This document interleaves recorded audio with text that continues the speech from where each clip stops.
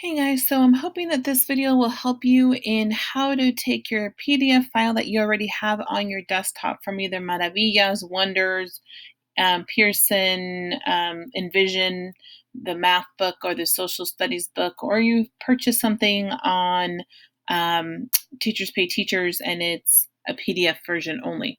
So what you will need to do is make sure that you are logged into your district email account, your Google Suites, and you can do that by clicking on your face there and it will show up as your district email. If it's not and you have another account, you can swap between them. The reason you want to do this is because by creating the slide already in your district Gmail account, it will go into your district Drive account, which will then let you upload it to Google Classroom. If you do it in your own personal Gmail account, then you will have to download it and then upload it to your district account, and then that would be how you'd have to get access to it. So you're giving yourself a couple extra steps without having to do that. So you're in your district Gmail account. You are going to open up your slides. You're going to click on the grid view. You're going to click here on slides. You're going to create a blank one, or if you already have one where you want to put this in, you can use one that you've already created. We're going to click on blank. Okay, so I need to change the page. So this page is the wrong size because our paper is 8 by 11.5. So you're going to go to File, Page Setup, and we are going to change from widescreen to a custom. So you're going to put your page size here.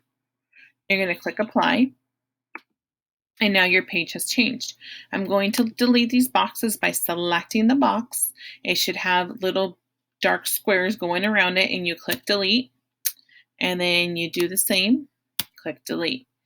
Then from here, you are done for right now. So you'll need to go onto your desktop into either your Finder, or if you left your PDF file on your desktop, you're going to open it up. I, for time, have already opened mine up, and it's opened up in Adobe Acrobat Reader. So your PDF file is probably going to open up at 100%. Well, you can't take the picture of 100% because you need to be able to see the whole document. So you're going to reduce it in size to where you can actually see it. So I'm going to do that size. So mine's at 62.9%. Now I'm going to do a screen capture. So you're going to do Command Shift 4. So you're going to press your Command, your Shift, and your 4 all at the same time. And now your screen has changed. If you notice, my cursor has changed to a little plus sign. So I'm going to come up to the top, and I'm going to click, and I'm going to drag it down.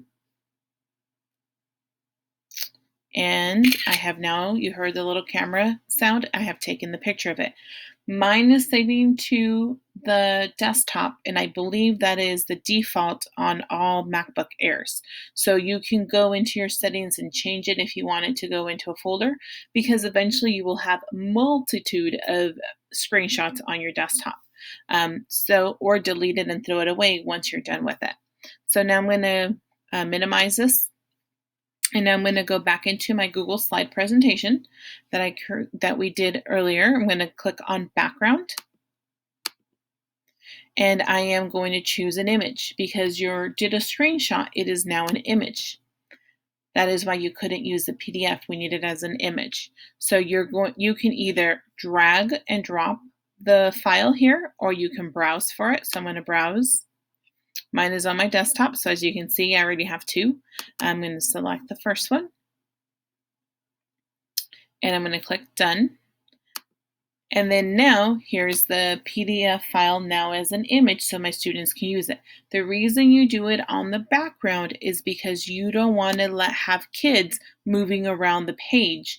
And then I guarantee you they will delete it, and then you will get a frantic message for them saying that they lost it and they can't find it and it's gone. So that's why it's in the background. Now, I am going to increase the size by going on the magnifying glass, because I'm a little bit blind. So you're going to end up having to add text boxes so the students can actually write into it. So right under the word format, there is a box with a T in it, which is a text box. You're going to click on that. And then you're going to go over the box, the first one, and we're going to make it. Now, by making the box, if I go away from it, the kids won't know that that's where they're supposed to write. So you're going to need to write something. Put answer here, type text here.